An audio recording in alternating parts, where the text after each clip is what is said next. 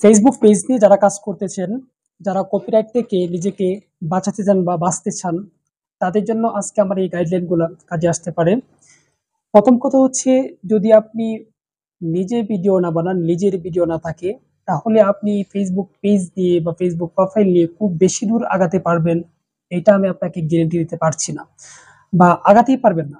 কারণ হচ্ছে, আপনি যখন আমার ভিডিও বা অন্য কারো ভিডিও নিয়ে কাজ করবেন, তখন আপনার অনেক বেশি স্বপ্ন দেখা উচিত হবে না। কারণ অন্যের ফসল দিয়ে কখনো নিজের গোড়া ভরা যায় না। আপনি কখনো আমার ভিডিও বা অন্য কারো ভিডিও নিয়ে যদি আপনি আপনার পেজটাতে আপলোড দেন বা আপনার প্রোফাইলে আপলোড দেন এবং ইউটিউব চ্যানেলে আপলোড দেন, তো সেটা কোনো না কোনো এক সময় দেখা যাচ্ছে আমি আপনাকে ধরতে পারবো, বা অন্য কারো ভিডিও আপলোড করলে সেও ধরতে পারবে। তখন যদি আপনাকে সে কপিরাইট দিয়ে দেয়, তাহলে আপনার এই যে সাজানো গোছানো এত কষ্ট করে আপনার পেজ বা প্রোফাইলটাকে আপনি বড় করলেন, তো এই প্রোফাইলটা আপনি আর হাতে রাখতে পারবেন না। বা আপনাকে সে একজনের কপিরাইট দিয়ে দিল, কপিরাইট দেওয়ার পরে আপনি তার কাছে ক্ষমা চাইলেন, মাফ চাইলেন, ঠিক আছে? তো আপনি হয়তো ভাবছেন সে আপনার কপিরাইটটা তুলে দিবে। কিন্তু এমনটা নাও হতে পারে। দেখেন, আপনি ক্ষমা চাইলেই সে ক্ষমা করবে কেন? ক্ষমা চাইলে আপনাকে কেন ক্ষমা করবে? কারণ আপনি ক্ষমা কোন বিষয়গুলো নিয়ে ক্ষমা চাওয়া যায়? যেটা ক্ষমার যোগ্য।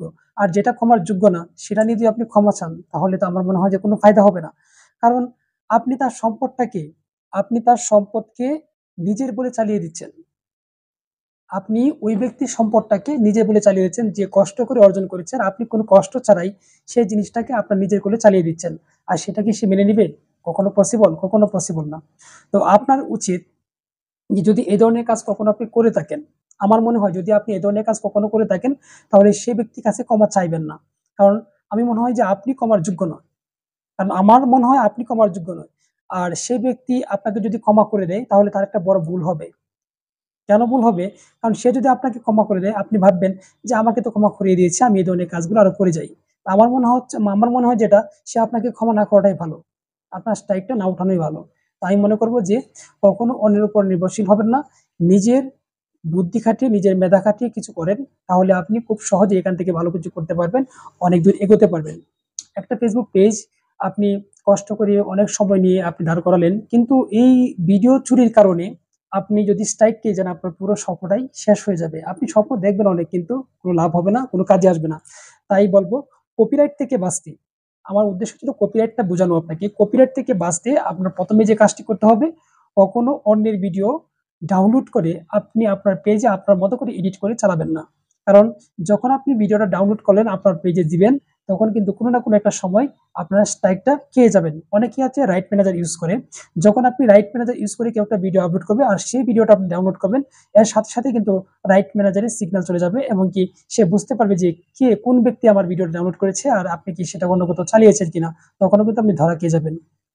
Number 2, music. মিউজিকের জন্য অনেকেই কপিরাইট খেয়ে থাকে। মিউজিক ব্যবহারের কিছু নিয়ম রয়েছে। আর মিউজিক যদি সঠিক নিয়মে ব্যবহার না করতে পারেন, সেভাবে কিন্তু তাহলে কিন্তু আপনি কপিরাইট খেতে পারেন। তো মিউজিক ব্যবহার নিয়ে কিভাবে ব্যবহার করবেন, এ নিয়ে আমার ইউটিউব চ্যানেলে ভিডিও রয়েছে। আপনি একটু দেখলেই হয়তো বিষয়টা বুঝবেন। আমি সম্পূর্ণ একটি ভিডিও রেখেছি। আরো বিস্তারিত সুন্দর করে ভেঙেচুরে একটি ভিডিও দিব আপনাদের জন্য, কিভাবে মিউজিকটা ব্যবহার করবেন, মিউজিকটা ব্যবহার করলে কিভাবে কপিরাইট আসবে না। তবে আমি মনে করি, যারা নতুন কাজ শুরু করেছেন, তারা মিউজিক থেকে দূরে থাকুন। তারা মিউজিকটা না ব্যবহার করাই সবচেয়ে বেটার। যখন আপনি মনিটাইজ পাবেন, তখন থেকে মিউজিক ব্যবহার করা শুরু করতে পারবেন। তবে অবশ্যই সেটাকে এডিটিং এর মাধ্যমে। তো বন্ধুরা, আশা করি বুঝতে পেরেছেন। যদি আমার কথাগুলো ভালো লাগে আপনাদের কাছে, তো অবশ্যই ভিডিওটা শেয়ার করে সবাইকে দেখার সুযোগ করে দিবেন। ধন্যবাদ।